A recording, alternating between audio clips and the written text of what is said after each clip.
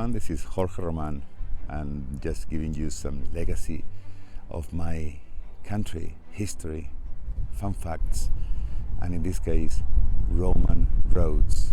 So let's go for it. Here you are. What you see just here in front of us, this is the original Roman road built 20 centuries ago, believe it or not. And that bridge that you see over there, that is the 21st or 20th century road. It's been there for a number of years. Right now, the altitude that we are right at this point is 4,200 feet above the sea level. And that peak that we see over there you are, that's over 6,000 feet over the sea level. Well, and look at here going to the right.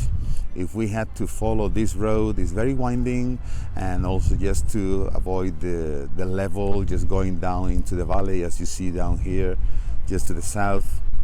Well, let's walk a little bit over it while I explain to you a little bit about the history of this road. Okay, look. This is the promontory where I am right now, so let's walk a little bit. Here we are. Just the reason why the road seems to end in here, as you see, is not exactly the end of this road. This road actually continues up the hill, but this is the new road I was mentioning earlier, and continues up the hill and just go over the mountain I showed you earlier. But right now, let's walk a little bit down this road. As you see, look at that. It seems like it's been done for only a few decades, but no, this is the original Roman road, as I said, built 21 centuries ago. And in Spanish, we say this Calzada Romana, C-A-L-Z-A-D-A. Romana comes from Roman. Well, look at how winding this road is. Okay, we are located right now in the province of Avila. This is a mountainous part from here, when I'm pointing to the right. And as you see to the left is what I showed you earlier from the top of that promontory. And here we can see how, look, even some tracks that in the distance, you can see how it continues. Let me do a little bit of a zoom in here. Look at that.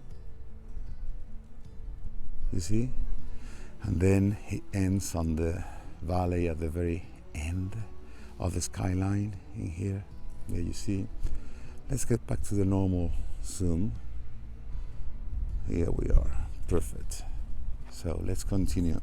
As I said, the province of Avila, that if you locate in the map of Spain, the city of Madrid is like slightly northwest, okay? And it's like about maybe a couple of hours by car from here. This, believe it or not, although we are on mountains, and look at the valley down there, how deep it goes. It was a very strategic path in between the plains of the south and the plateau in the north, because behind the mountains that is at our back, there is another plains, but it is higher in altitude than the other plains down in the south of part of the Iberian Peninsula. This range of mountains is called Sierra. We all know what Sierra means, okay? A range of mountains of Gredos, G-R-E-D-O-S, Sierra de Gredos. And going in that direction, if we ought to go in a straight line, we get to Toledo. That Toledo not only has a portion of huge history in the medieval times, but also it was a Roman site. It was called Toletum. And believe it or not, this road also goes to Toledo. And recently, when I say recently, it means about 15 years ago, they discovered the part of this road that they thought it was missing, but it's still there. So now it's open to public. The fun fact about this road when you are in Toledo is that there is a mosque on top of that road. So in those days, not many people had the sense and the value of the heritage and cultural things. But they built a mosque in Toledo in the Arabic times. And look at this. This is really neat and fun to watch. Look at the cars on the road, the regular road, which is the one where you can see the cars running over there. But this is the Roman road. So what about that? Isn't it amazing when you think that the Roman road has a lot of similarities, together with the fact that the regular roads nowadays, they are very, very similar to the track that it used to go. Look, there we see again how the road goes over here and then continues that way, going down in the area. This was built in the 1st century after Christ, and it was mainly for the troops, the Roman troops, to go to the north or to the south. When they saw that this road was the perfect track for the troops to go up and down, south and north, they realized that why use it only for the troops and not also for trading, commerce, right? And as a main way of communications. It was also used since ancient times for the transhumans, taking your livestock from north to south. And that was one of the reasons why they kept the Roman road in this condition, because it became a very, very important way of communicating, especially in the western part of Spain where we are together, going down to the southwest of Spain. In the 15th century, and also the 16th century, one of the things that happened in this country is something that you have probably heard of: the Spanish Armada, the Invincible Armada, that we were defeated later on, by the British. But at the time, the whole country, it was totally, everywhere we had trees. And what kind of trees? Those kind of trees, they were oaks, and Spain was absolutely filled with oaks all over.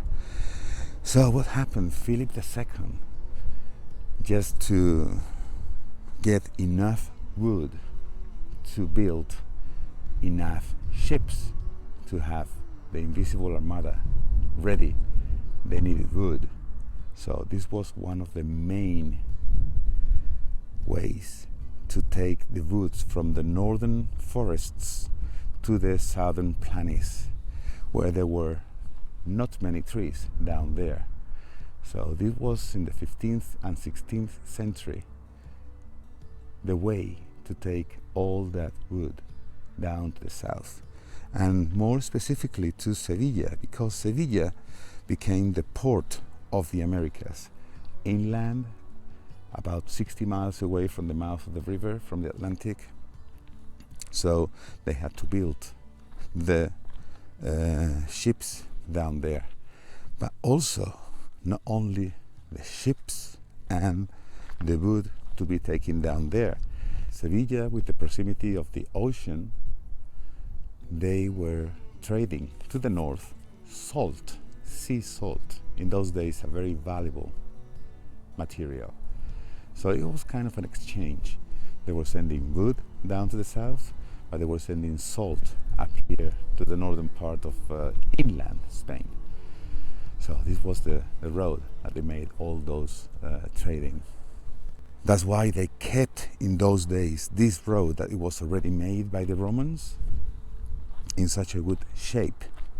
Obviously later on it was abandoned, with the new roads that they were constructed, and when the Industrial Revolution came over and the train communications as well, it was totally almost abandoned and forgotten, and that's why it is so uneven today.